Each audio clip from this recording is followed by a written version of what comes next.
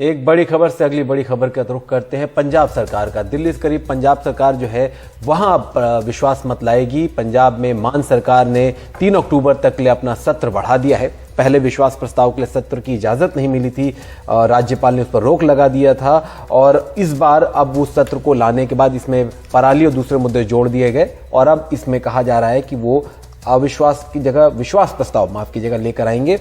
हमारे साथ हमारे संवाददाता जुड़ गए हैं गजाली जी। मोहम्मद गजाली, यहाँ पर आपसे ये समझना चाहेंगे कि पहले जो राज्यपाल ने रद्द कर दिया था सत्र और अब जो स्थिति है उसमें एक तो क्या फर्क है, और अब जब ये जो सत्र का वक्त बढ़ाया गया है उसके पीछे जो वजह दी जा रही है वो अलग अलग वजह दी जा रही है। क्या इसमें अपना भी हित साधती हुई नजर आ रही है सरकार? जी देखिए, सबसे पहले तो ये सवाल कि पहले सत्र बुलाया गया और उसमें क्या ऑब्जेक्शन थी। उसमें ऑब्जेक्शन ये बताया जा रहा था कानूनी तौर पर, जो राज्यपाल ने कहा था कि सरकार अपने ही फेवर में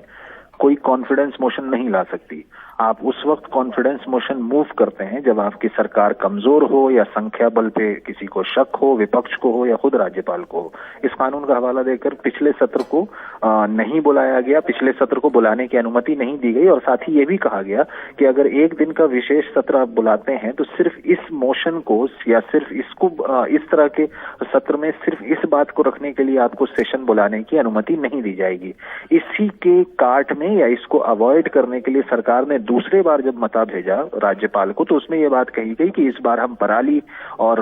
ऊर्जा के